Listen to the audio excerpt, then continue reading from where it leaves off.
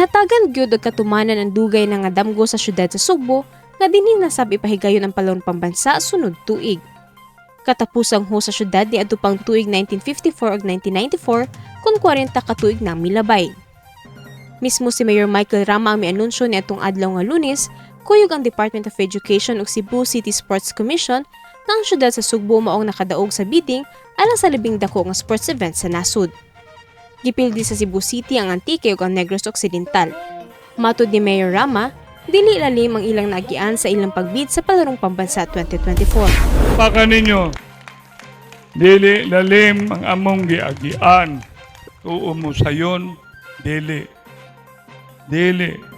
Muna pasalamat sa gobernador. Pakpak. Hard work. Hope for the best. Pag-abot na sa expect the worst, nanawag na si tiyan ako. Tinguha sa dakbayan sa Sugbo nga mahimong memorable ang maong kalihukan, busa karon pa lang, tukmang preparasyon na ang ilang gibuhat nga naglakip sa pag-renovate sa Cebu City Sports Center, partikular na ang track oval, swimming pool ug uban pa. Matud sa chairman sa Cebu City Sports Commission nga si John Pajes, di mo minus sa 40,000 ka mga individual gikan sa nagkalain-laing dapit sa nasud ang ikatakdang mutambong sa Palarong Pambansa.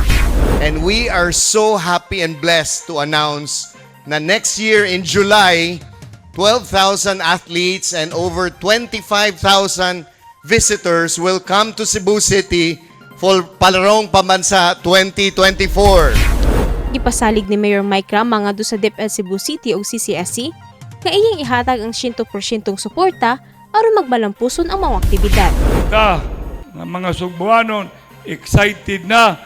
Adto na mo Cebu City, we will do everything that Palarong Pambansa 2024 will become memorable. Ikaw Pat, and I am not here. We will be doing it as one Cebu Island. With the governor, 4 cities, Talisay, Mandawi, Lapu-Lapu, we will be one. Subay ni ini, nihangyo si Mayor Rama sa tanang empleyado sa Cebu City Hall nga magtinabangay alang sa pagpangandam sa umaabot ng Palarong Pambansa. Sa mensahe, iyang giklaro nga buot niyang maila og mahimong destinasyon alang sa sports tourism ang syudad sa Sugbo sa umaabot nga panahon. Mao kini ang ikatulong higayon nga mo-host ang dakbayan sa Sugbo sa libreng prestiyosong kalihukan. Papasalamaton si Mayor Mike Rama kang Vice Presidente Sara Duterte ug sa Palarong Pambansa Governing Board sa dakong pagsalig nga gihatag nila sa dakbayan sa Sugbo. Kini ang balita, Nova Yanson, Cebu City News.